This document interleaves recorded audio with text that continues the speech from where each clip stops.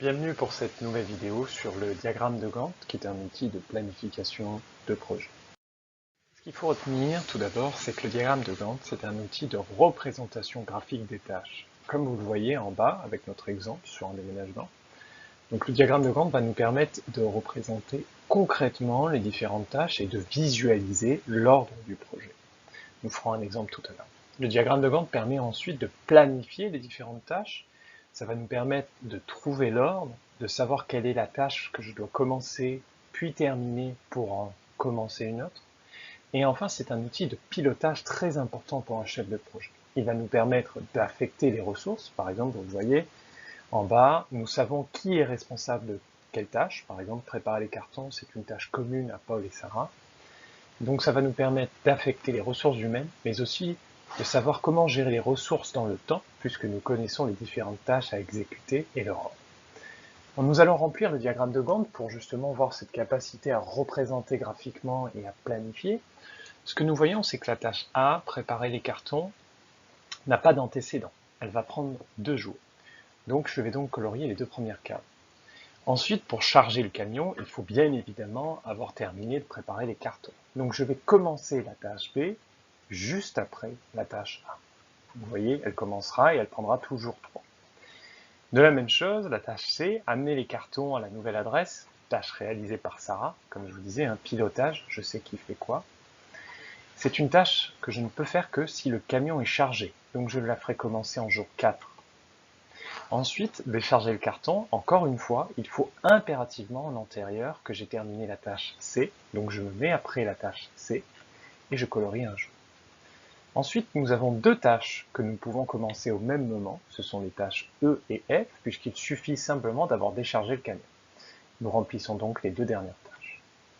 Le diagramme de Gantt, ici rempli, me permet de voir 2 choses. Je connais l'ordre du projet. La tâche A est prioritaire. Je ne peux pas commencer le projet, je ne peux pas continuer le projet si je n'ai pas fait la tâche A. Ensuite la tâche B, ensuite la tâche C, etc. Donc je peux voir l'ordre. Deuxième chose, je peux voir aussi que le projet va durer au total de déménagement 7 jours. Plusieurs choses importantes. Le diagramme de Gantt permet de repérer le chemin critique. Ce sont les tâches qui ne peuvent pas être en retard sans impacter le projet. N'oubliez pas que le diagramme de Gantt est un outil de pilotage.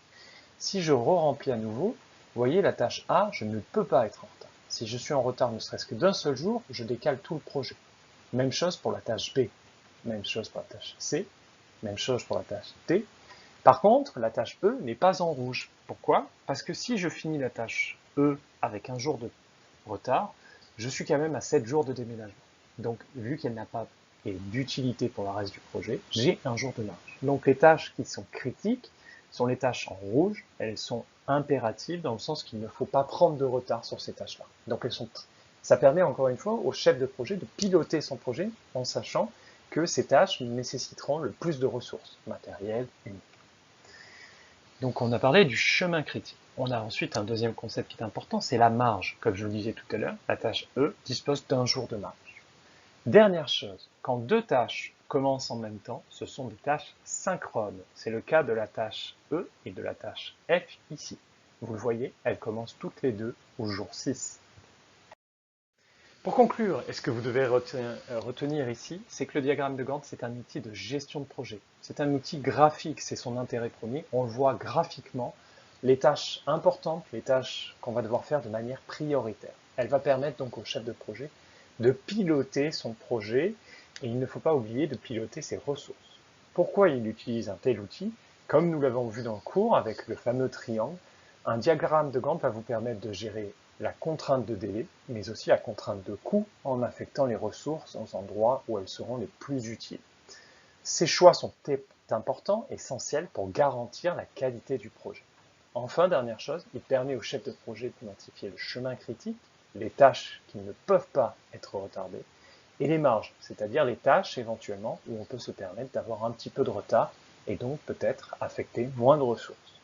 Je vous remercie pour votre écoute et je vous souhaite une bonne journée.